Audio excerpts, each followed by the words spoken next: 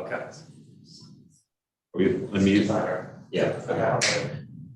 Good morning, everyone. For everyone who's just joined us, just wanted to remind everyone that we are currently streaming. We're waiting for a couple of additional directors to log in, and we will be commencing the meeting.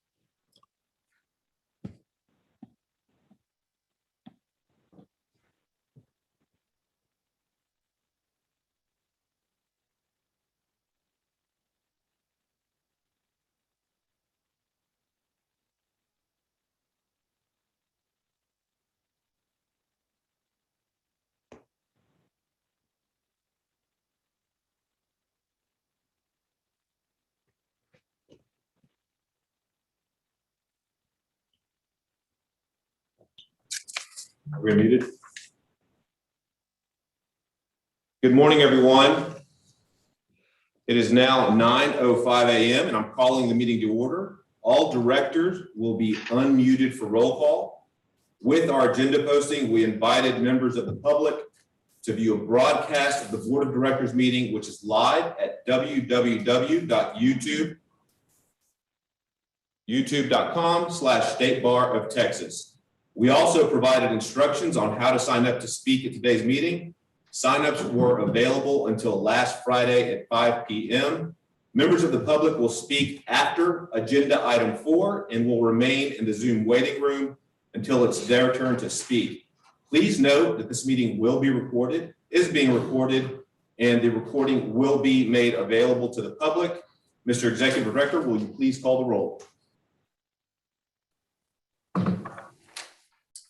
Mr. Augusto. I'm present. Mr. Almanzan. Present. Mr. Baruch. Here. Ms. Bim. Present.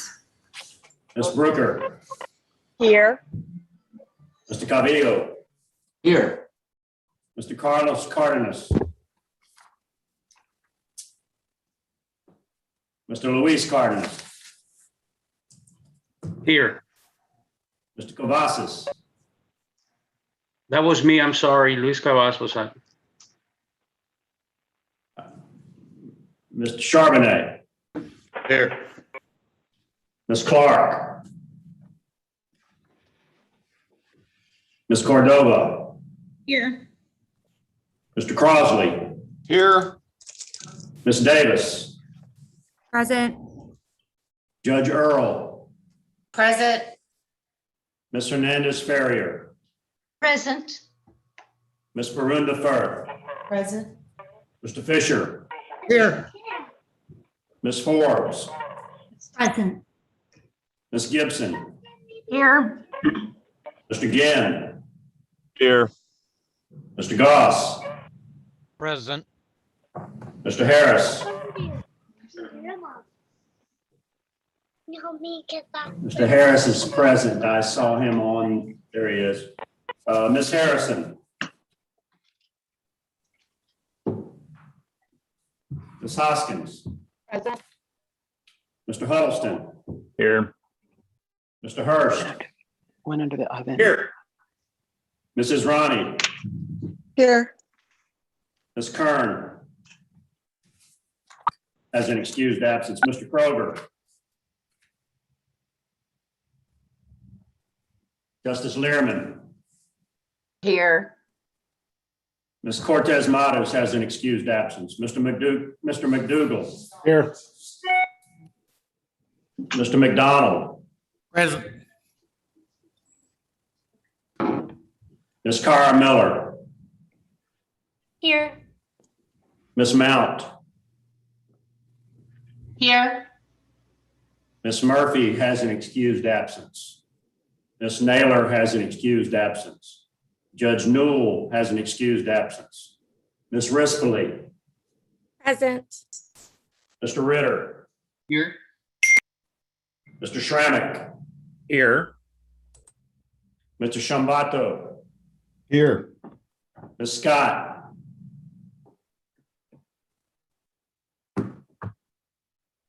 Mr. Sergi. Here.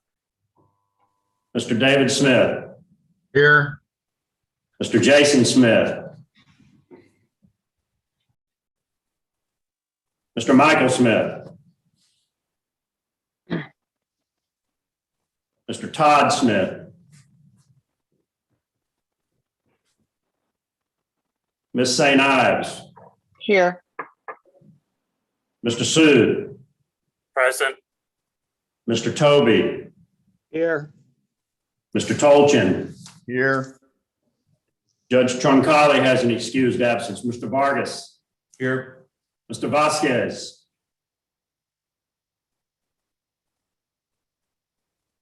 He's present. Ms. Pack Wilson. Present. And Ms. Wooten has an excused absence.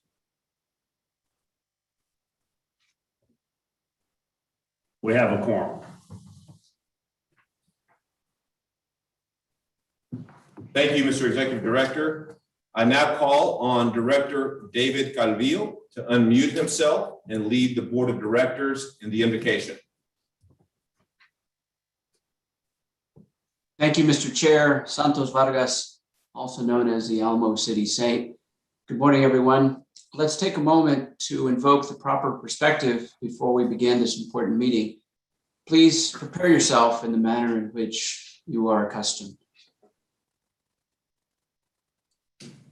Heavenly Father, God of justice, God of mercy, God of truth, pour forth your blessing upon this gathering as we pray for humility, wisdom, and a servant's heart.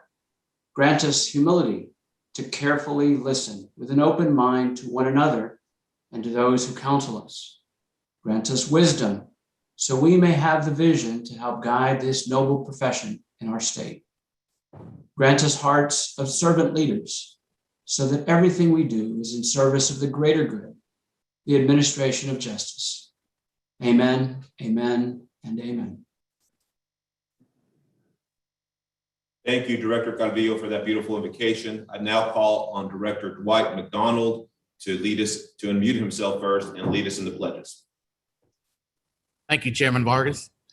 If you would, please join me in the Pledge of Allegiance and then the Texas Pledge. I pledge allegiance to the flag to the flag of the States of of the United America States of America and to the to the republic republic for which it stands, Stands. one nation, nation, under God, under under God, God, indivisible, with liberty liberty, and and justice justice for for all. all. And if you would join me in the Texas Pledge, honor the Texas the flag. Texas flag. I pledge allegiance I pledge to allegiance to the Texas, one state under God, under God, one and indivisible. Thank you. Thank you so much, Director McDonald. Welcome everyone to the specially called meeting of the State Bar Board of Directors. At this time, we'd like to welcome any members of the public who have signed up to speak. Members of the public will remain in the Zoom waiting room until it's their turn to speak. I will address you to indicate when you can begin speaking. Each member of the public will be given 3 minutes to speak. At the 1 minute mark, I will let you know that you have 1 minute left with respect to your remarks. And at the 3 minute mark, I'll ask you to wrap up your thoughts. With that, I believe our first public member is Mr. Tyler Epstein. Mr. Epstein, you have the floor. Is it, excuse me. Okay.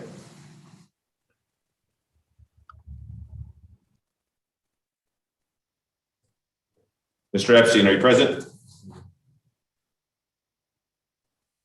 Mr. Epstein, I believe that you're muted. Can you hear me? Yes, I You was on can, mute. thank you. Awesome. Sorry about that. Little technical difficulties. Firstly, I appreciate being here. I want to start off by how this particular Zoom hearing has made me money versus costing me money.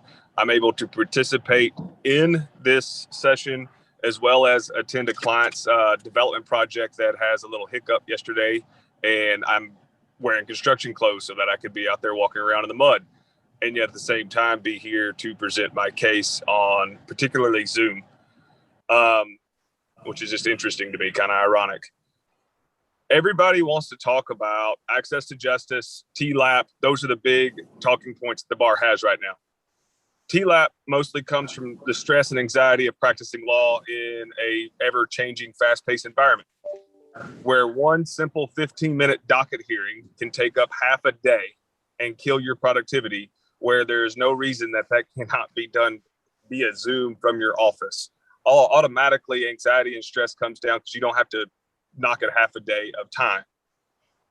Same time, you have to bill somebody for all that time that's non-productive to be able to go to the hearing that's downtown. Now your client, instead of it costing them $45 or $100 or $200 to attend this docket hearing that just resets something, you're having to bill them $500, $600, $700. Again, that's limiting access to justice because some clients can't afford that. So the fact that I had a debate with Mr. Sorrells about this particular topic, and the fact that we're having this discussion and it's not been implemented, when the ability to help the two particular things that the bar strives for, access to justice and TLAP, both very important, can be unlocked with Zoom. Right here, I'm able, if I were to come to Austin to attend this hearing, I would have. Judson, you have 1 minute remaining. Yes, sir. I would have spent $100 on fuel. I'd have spent a couple $100 on hotel and $100 in food. And then I would have lost time with my family. And then I wouldn't have been able to attend this issue this morning for my client. So I'd have lost money there, and my client would have lost money. So, I mean, that shows the power of Zoom, and the fact that we're having debated is very frustrating for many people. I would say everybody that I've talked to, they're all baffled by the fact that Zoom is even being debated. And that's it. I will yield the rest of my time. Thank you. Thank you very much, Mr. Epstein. I believe our next speaker is Mr. Bob Bennett. Mr. Bennett, could you please unmute yourself? And Mr. Bennett, you will also have 3 minutes within which to give your remarks. You have the floor, Mr. Bennett. Thank you very much. Good morning. Having practiced law in the state of Texas and elsewhere for almost 50 years, I do believe I have a perspective, and having been involved in certain bar activities, presently serve on the TLAP committee, I think I also have some insight into an organization that has deep problems. And I'm not going to sugarcoat that. I appreciate what Daniel said. I think it is important to do something like Zoom, but that's not the issue here. The issue is freedom of speech, and the way that this board of directors and the bar has treated Larry McDougall is case in point of what needs to be changed. There was other instances where the board of directors and certain bar members tried to silence Steve Fisher. And now we have a constitutional issue that basically what you're doing is unconstitutional. I think the bar needs to realize the deep problem that it's in. And certainly many members of the bar do recognize that. Let me point out that when we talk about areas that we shouldn't be doing things in and areas that aren't really helpful, I mean, this board of directors, I believe, was the one that voted, or at least some of the people on it voted on the creation of an ombudsman, which basically is an organization run by the state bar to help our clients file grievances against us. Now, if that is not something that is against what the bar should be doing, I'm not too sure what is. You're going to have the opportunity to go into executive session very shortly. And out of that, there's going to be certain recommendations made.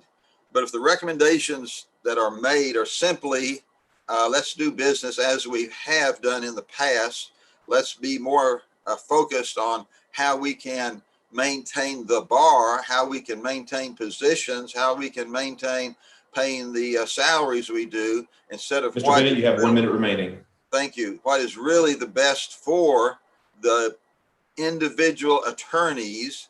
You're going to have more lawsuits. You're going to have more legislative initiative. This old tired statement that if we are not careful, well, they're going to take away our ability to self-regulate. We're past that now. We are in an arena now where the Fifth Circuit, other circuits have stated that what you're doing is wrong. You need to straighten it out. You need to get it correct. Thank you. Thank you very much, Mr. Bennett. I believe that our last public speaker is Mr. Rich Robbins. Mr. Robbins, please unmute yourself, and you now have the floor. Yes, sir. Can you hear me now? We can. Can you hear me? We can, Okay. Mr. Robbins. Okay, I'd like to begin, please. I'd Please like proceed. to speak about two things. Thank you. I'd like to speak about two things briefly. Number one, I sent an email to the board about the value of looking at the Virginia bar model of deunification, basically separating attorney discipline from potentially corrupting trade association functions.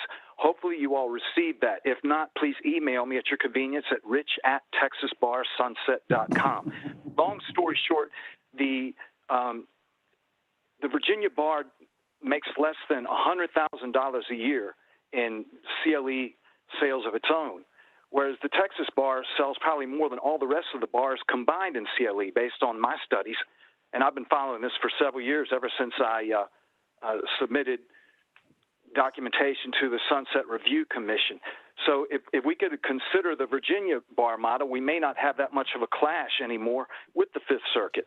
They want us to get the unnecessary frivolities out of the bar, and I think that's a great idea for reasons that I'd be happy to explain. If I didn't have more time, I'd further talk about that topic. But in moving along, free speech is important to have, just as Bob Bennett had said. Tyler Epstein, our first speaker, he posted something in Andrew Tolchin's forum about the result of the Fifth Circuit, and it was promptly deleted. That's not free speech. You all act like that's a substitution for online digital discussion forums like what you had for the referendum a decade ago. It's not. There's no free speech there, and everybody knows it. Okay, in moving along, why don't we go in and get digital discussion forums so we can decide how we want to handle this recent opinion from the Fifth Circuit Court of Appeals? We're not being consented. You've got members on the board who were elected on grievance. Mr. Robbins, you have 1 minute left. Okay, and they promptly abandon them once they're elected. Why? Well, they don't get placed on the right committees. Otherwise, they don't get to run for president without having to get 5,000 signatures. That's not free speech. The Fifth Circuit and the U.S. Supreme Court see through that. Look how Larry McDougall was treated after he basically made clear his desire to get grievance reform pursued. And Steve Fisher was the only one who defended him on the board. Yet, is he on the ad hoc committee that's selected for dealing with the Fifth Circuit, which has made a big deal, and rightly so, of how Larry McDougall was treated? Meanwhile, the Texas Bar's daily news briefing that Amy Starnes publishes, how come it can't include attorney blogs as well? And moving along, the bar never got our consent before it lobbied behind the scenes to exclude attorney discipline from the Texas Citizens Participation Act. How is that free speech? Why don't we have a discussion about that? Why don't we have a membership referendum on the Mr. Robbins, your time is up. I'd ask you to please finish your comment. Thank you. And my last comment is simply that these call-ins are very valuable. It's not easy for us to travel all the way to Austin. Thank you for letting this call-in happen, but I do believe that last month it wasn't possible.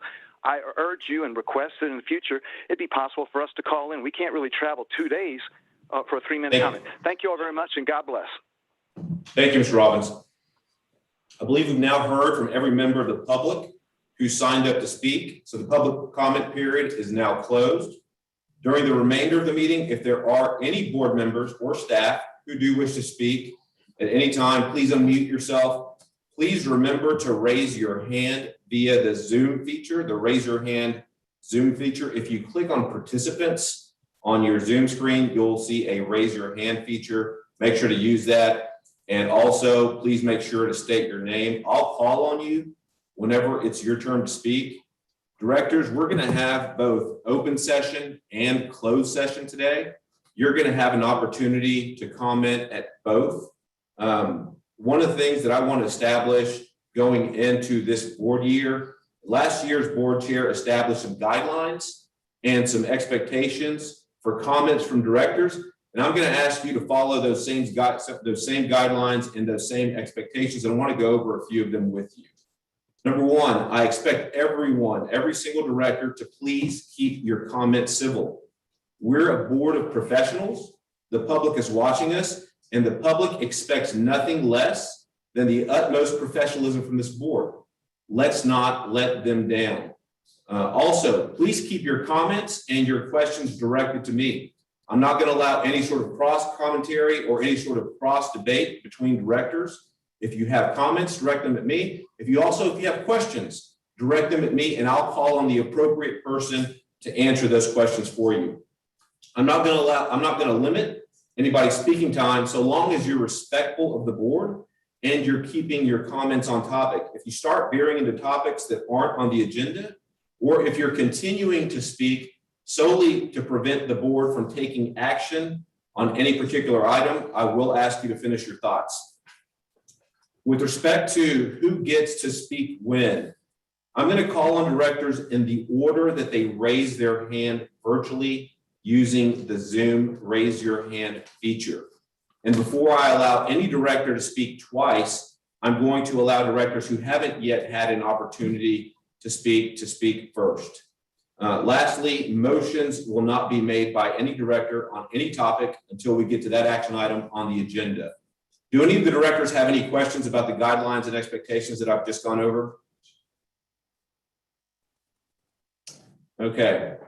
Next, we're going to move on to agenda item number 6, the report from the president, Sylvia Firth. President Firth, the floor is yours. Thank you, Santos. Good morning, everyone. My report actually consists of our very first order of business today. Ever since the McDonald case was filed against the State Bar in early 2019, a combined group consisting of the Ad Hoc Submission Committee, which includes the president-elect, the chair of the board, the executive director, and the legislative policy chair, and also the board litigation subcommittee, has worked to monitor and make decisions regarding the litigation. That setup has worked very well, and today I propose that the board continue those efforts. So at this time, I'd like to move that the board grant continued authority for the Ad Hoc Submission Committee and the litigation subcommittee to make decisions regarding McDonald v. Sorrells and related matters as needed.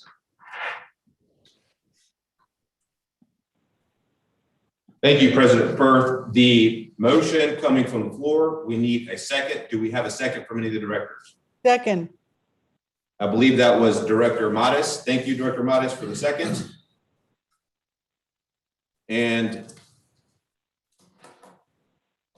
just to restate the motion, President Firth, I believe that you move that the board grant continued authority for the Ad Hoc Submission Committee and the litigation subcommittee to make decisions regarding McDonald versus Sorrells and related matters as needed. Is that accurate? That's correct. Thank you.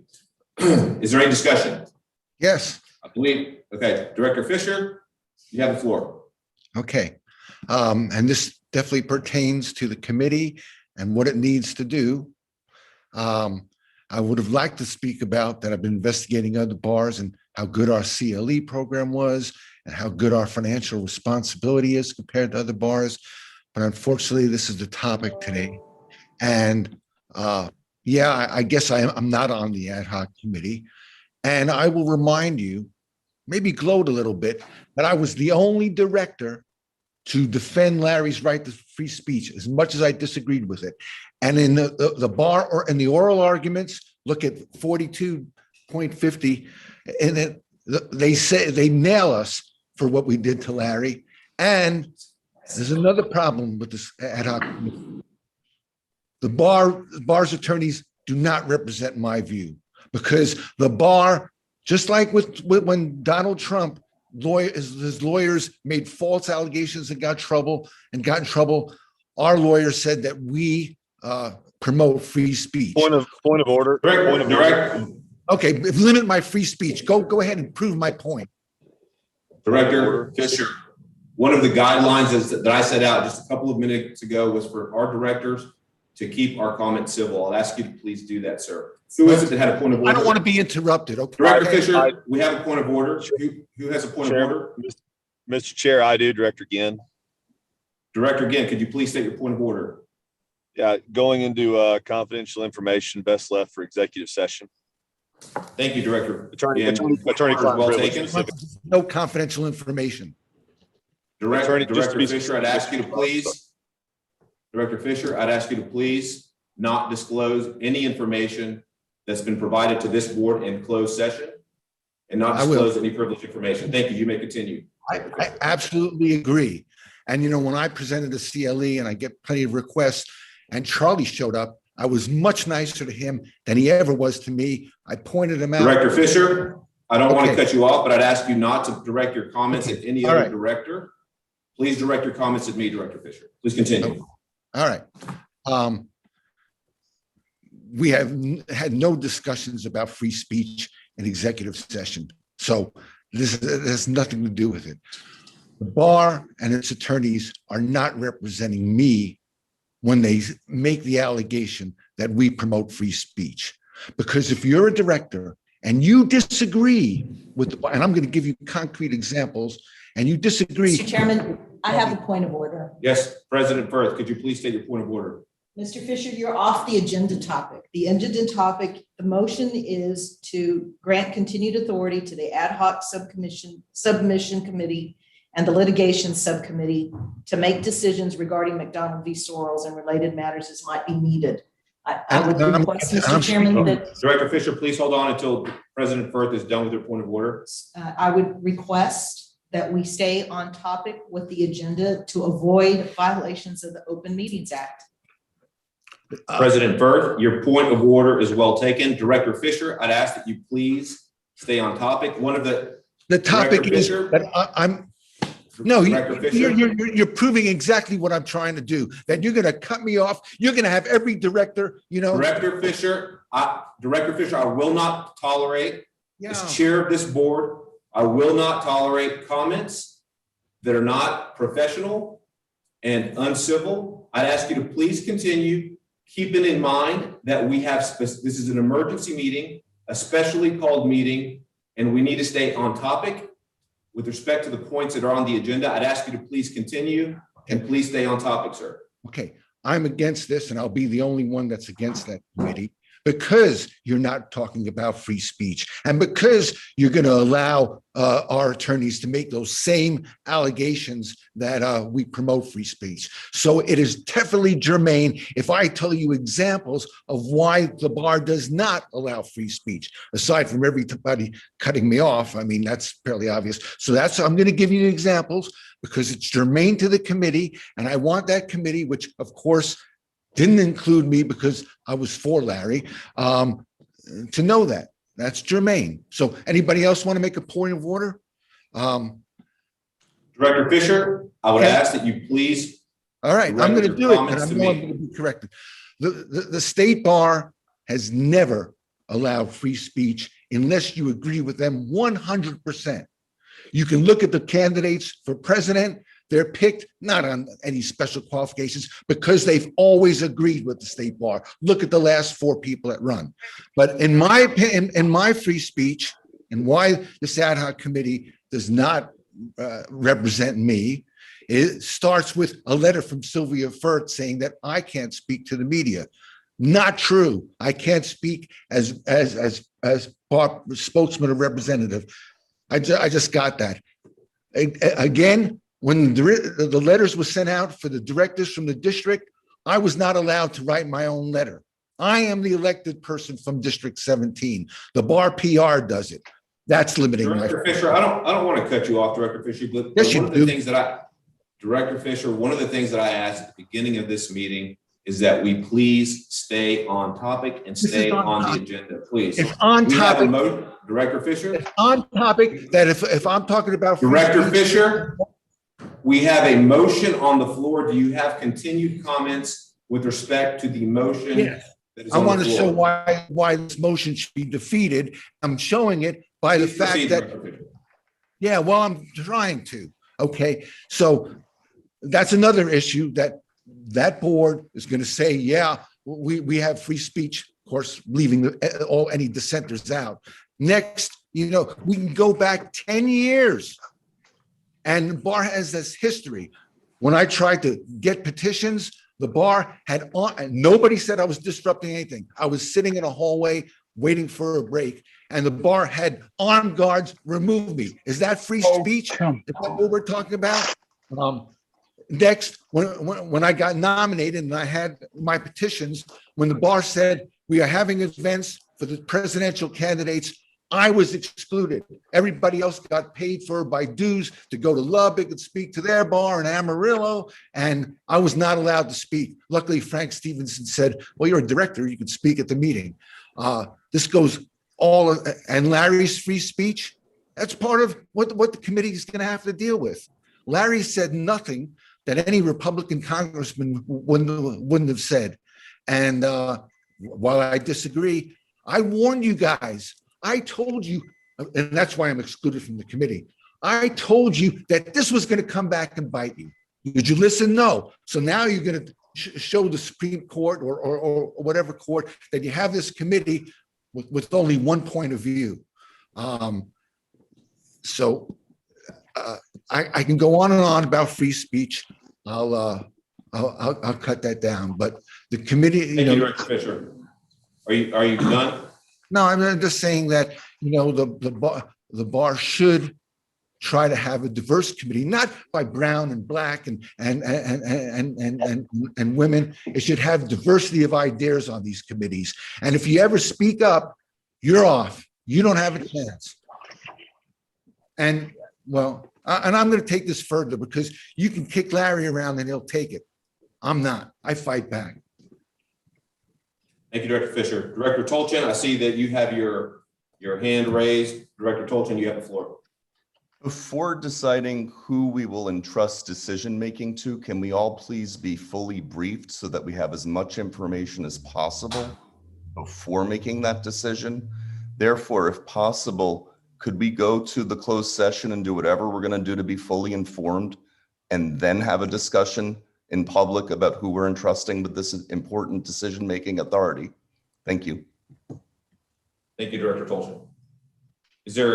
Does anybody else have any discussion with regard to the motion that's currently on the floor?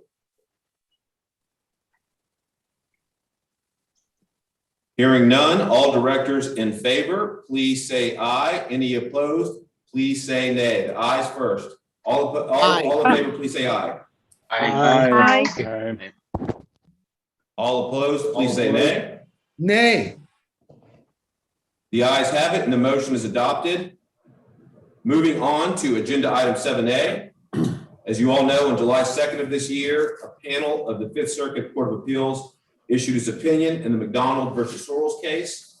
At this time, I'm going to call on our outside counsel, Mr. Tom Leatherberry of Vincent Elkins, to update the board on the opinion issued by the Fifth Circuit.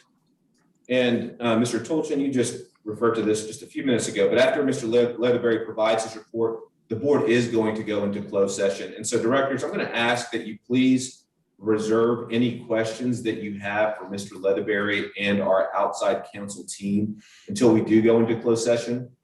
Mr. Leatherberry, you now have the floor. Thank you, Mr. Chair, for this opportunity to summarize the opinion in McDonald and to update the board on the developments in other cases in other circuits pending against mandatory state bars. As you recall, we argued the case on March 4th before a panel consisting of Judge Jerry Smith, Judge Don Willett, and Judge Kyle Duncan. As the chair said, the panel issued its opinion on July 2nd. Let me run through the key holdings because there has been some press coverage, some misinformation, some other information, but I'm glad to have this opportunity. The court held first, as both the bar and the plaintiffs had argued, that the bar's membership fees and the legislatively imposed legal services fees are regulatory fees and not taxes, and therefore the Tax Injunction Act did not bar the plaintiff's lawsuit. Turning to the merits of plaintiff's first two claims, the claim for violation of freedom of association and freedom of speech, the court recognized that the two key U.S. Supreme Court precedents, Keller versus State Bar of California and Lathrop versus Donahue, were not overruled by the Janus case that the U.S. Supreme Court decided in the public union context in 2018. And therefore, Keller and Lathrop remained binding law. This was one of plaintiff's main arguments, and the court rejected it. The court then joined the Ninth Circuit in the Oregon case and the 10th Circuit in the Oklahoma case in interpreting Lathrop and Keller as leaving open the question of, quote, whether lawyers may be constitutionally mandated to join a bar association that engages in non-germane activities. That is, activities not sufficiently connected to a state bar's permissible objectives of regulating the legal profession and improving the quality of legal services available to Texans. Answering that question, the Fifth Circuit held that compelled membership in a bar association that engages in non-germane activities fails the constitutional test, which was exacting scrutiny, and therefore would violate the First Amendment right of freedom of association. So the question then became whether the bar engaged in non-germane activities on the record that had been made in the district court. The Fifth Circuit rejected another of plaintiffs' main arguments, that is that the bar could do nothing that the plaintiffs characterized as political or ideological, and held that most of the bar's challenged activities were germane, including its support of pro bono and legal aid efforts, the annual meeting, the CLE programs, the Texas Bar Journals, the diversity initiatives, and a number of the state bars and the Texas Access to Justice Commission's legislative activities. The court held that all of these activities contributed to either regulating the legal profession or improving the quality of legal services in Texas. The court, however, held that certain legislative activities of the bar and the Access to Justice Commission were not germane to the permissible purposes. The court did not preclude the bar from engaging in all legislative lobbying. To quote from the opinion, lobbying for legislation regarding the function of the state's courts or legal system writ large is germane. So too is advocating for laws governing the activities of lawyers qua lawyers. But advocacy for some, quote, changes to the state's substantive law is non-germane, close quote. The court specifically took issue with some of the legislative proposals supported in the past by the family law, probate, and LGBTQ plus sections of the state bar. As for the Access to Justice Commission, the court stated that to the extent the bar is supporting commission activities limited to helping low-income Texans access legal services, it is germane. According to the court, the commission's germane activities include lobbying for funding for civil legal services, creating pro bono opportunities for law students, and providing training for attorneys, as well as helping the Supreme Court of Texas make Texas courts more accessible and navigable to low-income Texans, such as by creating forms and pro bono, pro se forms and pro bono toolkits. But the court held it was non-germane for the commission to, quote, lobby for changes to Texas substantive law designed to benefit low-income Texans, close quote.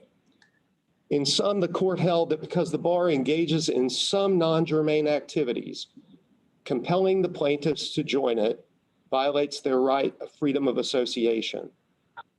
As options for addressing the found constitutional violation, the Fifth Circuit wrote that the bar can cease engaging in non-germane activities, or that Texas could adopt a different system of regulating the legal profession, as a minority of other states have done. The Fifth Circuit further held that the bar needed to change its procedures to notify bar members of and allow them to challenge activities that they alleged were non-germane. According to the Fifth Circuit panel, the bar must provide its members with more fulsome notice regarding how their dues will be spent and where their fees will go, and must provide a more extensive procedure for attorneys to object to allegedly non-germane expenditures and seek a refund. The court granted the three plaintiffs who brought the lawsuit a preliminary injunction preventing the bar from requiring three plaintiffs to join or pay dues pending completion of the remedies phase before the district court on remand. This relief applies to the three plaintiffs only. As an alternative holding to its freedom of association holding, the court held that spending on the several non-germane activities that it had identified would also violate plaintiffs' freedom of speech. Now I want to turn from McDonald to the significant activities in other state bar cases since the last bar board meeting in June. The Louisiana case, with which we were combined for argument at the Fifth Circuit, was decided by our same panel on the same day, and the holding was similar. This case, the Louisiana case, was at the motion to dismiss stage, So the court reversed and remanded for further proceedings on all three claims: freedom of association, freedom of speech, and procedural due process. The deadline for the Louisiana bar to file a petition for rehearing was last Friday, the 16th, and no petition was filed. Our deadline for filing any further petitions for rehearing or petition for rehearing en banc in the Fifth Circuit is this Friday, the 23rd. The court extended it by 1 week from the traditional deadline of the 16th. In the Oklahoma case, the 10th Circuit issued its opinion just several days before our opinion on June 29th. The 10th Circuit reversed the dismissal of plaintiff's freedom of association claim because the district court had made no determination of whether the bar's alleged activities were germane or not germane under Keller. The court ruled for the bar and the freedom of speech claim, and the Oklahoma bar had amended its procedures, which originally were complained about by those plaintiffs during the course of the lawsuit, and the procedures were not at issue on appeal.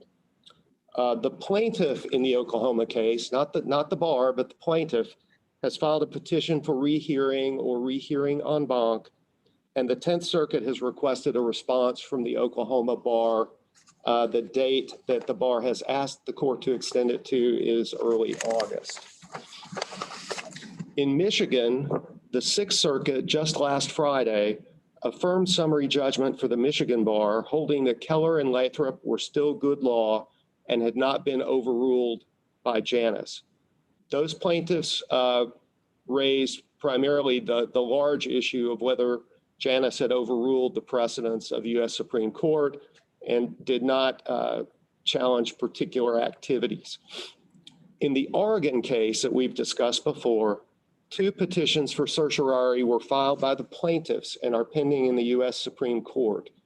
The petitions are scheduled to be considered in late September, but that could be pushed back if the court requests a response from the Oregon State Bar.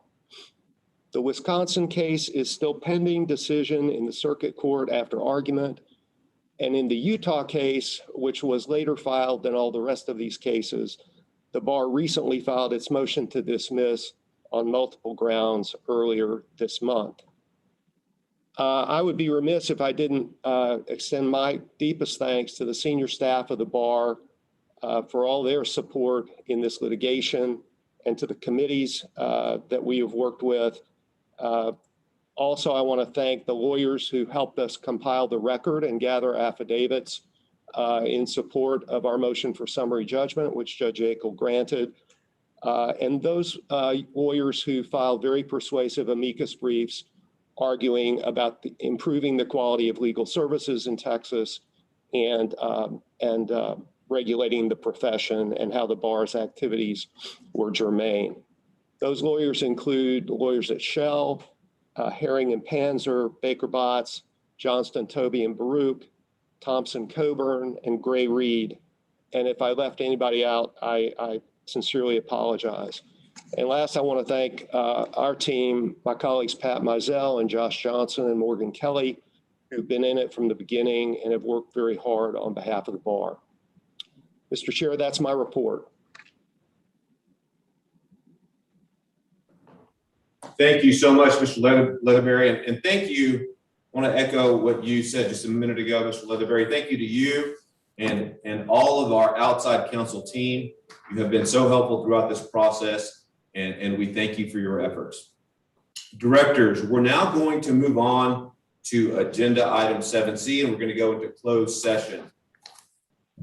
It is now 9:49 a.m. and the State Bar Board of Directors will now recess the open meeting and reconvene in closed session as authorized by Texas Government Code, Section 551.071, for the purpose of consulting with legal counsel on pending and contemplated litigation, including regarding McDonald et al. Versus Sorrells et al., number 20-50448 in the Fifth Circuit Court of Appeals.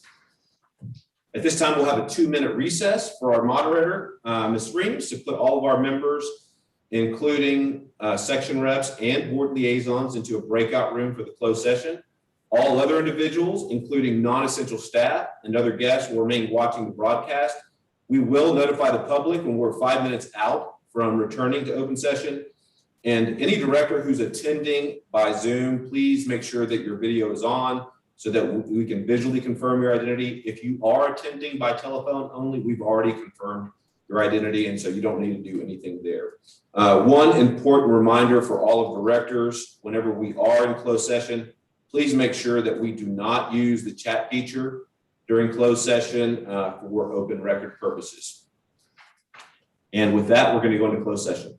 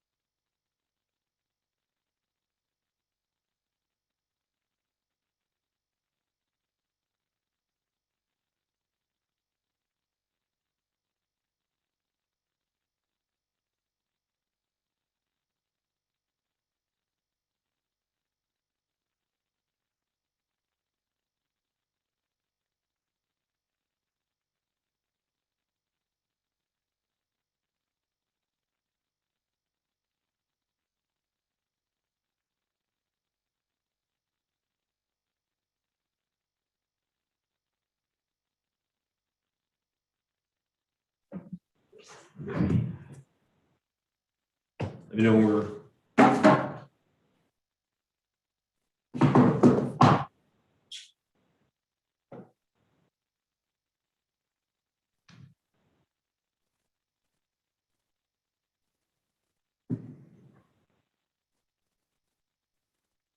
Are we live yet?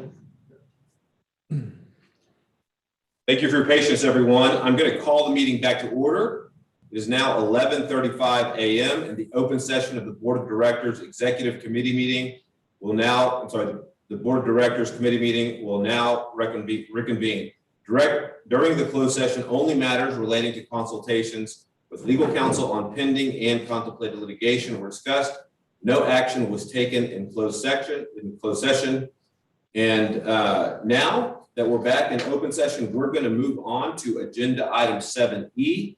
And I'm going to call on Director Mary Scott to provide the joint recommendation of the board's litigation subcommittee and ad hoc submission committee. Director Scott, you have the floor.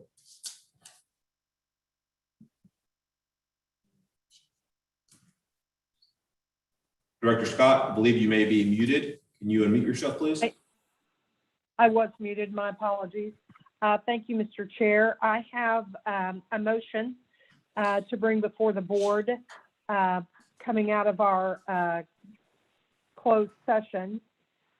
My motion is, after consulting with legal counsel and considering the recommendation of the ad hoc submission committee and litigation subcommittee, and after considering our options, I move that Vinson and Elkins be directed to notify the Fifth Circuit that the bar will not seek rehearing of the panel decision in McDonald versus Sorrells.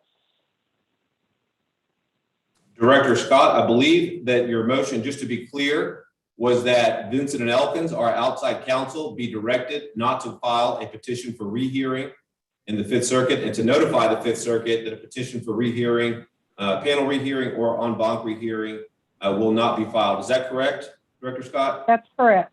That's correct, Mr. Chair. Thank you, Director Scott. The motion coming from a committee does not require a second.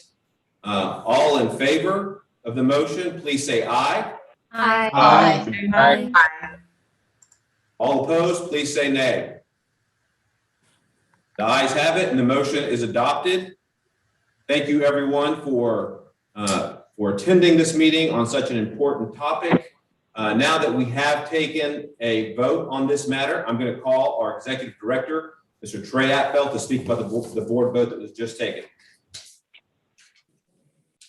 Thank you, Mr. Chair. Just very briefly, as Executive Director and now with the decision of the board today, I am confident that the State Bar of Texas can move forward and continue to achieve our mission and statutory purposes in compliance with the Fifth Circuit panel opinion. Thank you very much.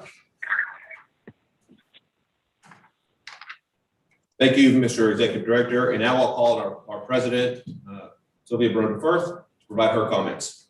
President Firth, you have the floor. Thank you very much. I'll also be very brief. We're pleased that the Fifth Circuit upheld the constitutionality of nearly all of the State Bar of Texas programs and activities that were challenged by the plaintiffs. We look forward to getting back to the trial court to bring this litigation to a conclusion. The court granted a preliminary injunction preventing the State Bar from requiring the three plaintiffs to join or pay dues pending completion of the remedies phase before the district court on remand.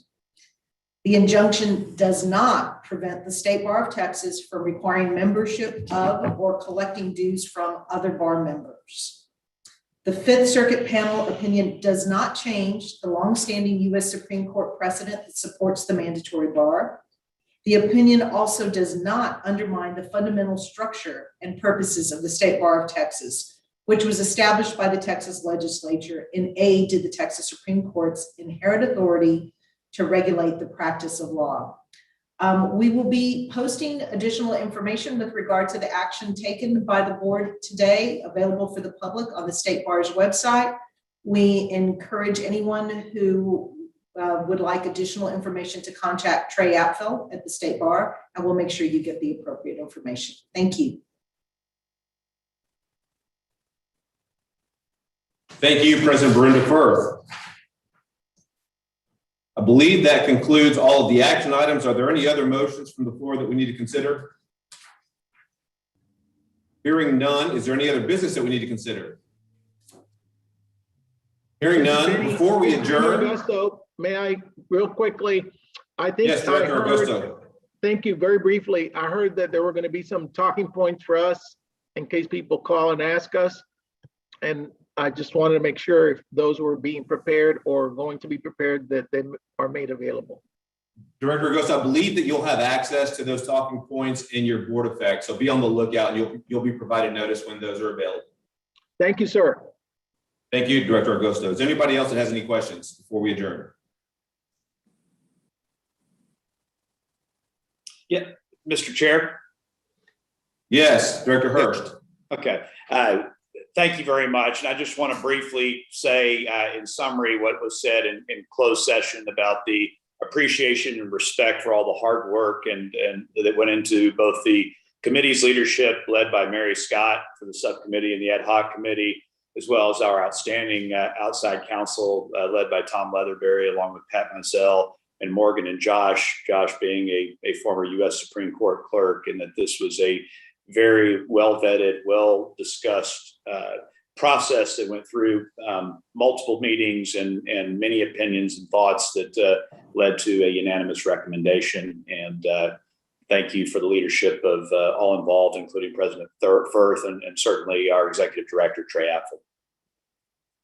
Thank you, Director Hurst. Is there anybody else that has any comments or questions before we adjourn? I do. I want to thank you for an exceptional first meeting, Chairman Vargas. Thank you. You did a phenomenal job. Thank you, Director Forbes. And Chair Thank Vargas, you. are we going to recite our mission statement? We absolutely are. Great. That's the next item on our agenda. Thank you so much for reminding me. So directors, for those of you who are new directors, it's a tradition of this board, and it will continue to be the tradition under my leadership as chair, to recite the State Bar mission statement prior to the adjournment of each of our meetings. You're going to see the mission statement on your screen. And so directors, I'd ask all of you to please join me now in reciting the State Bar of Texas mission statement. The mission of the State Bar of Texas is to support the administration of the legal system, Assure for all citizens full access to justice, for high standards of lawyers and its members to better serve their members, better educate the public about the rule of law, promote the administration of justice, diversity, administration of justice, and the practice of law.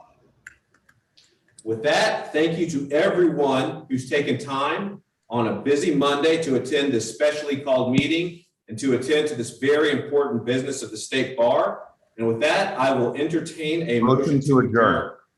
So moved. Director Tolchin moved to adjourn. Do we have a second? So second. Second. Director Forbes, I believe, seconded. All in favor, say aye. Aye. Aye. Is there anybody opposed?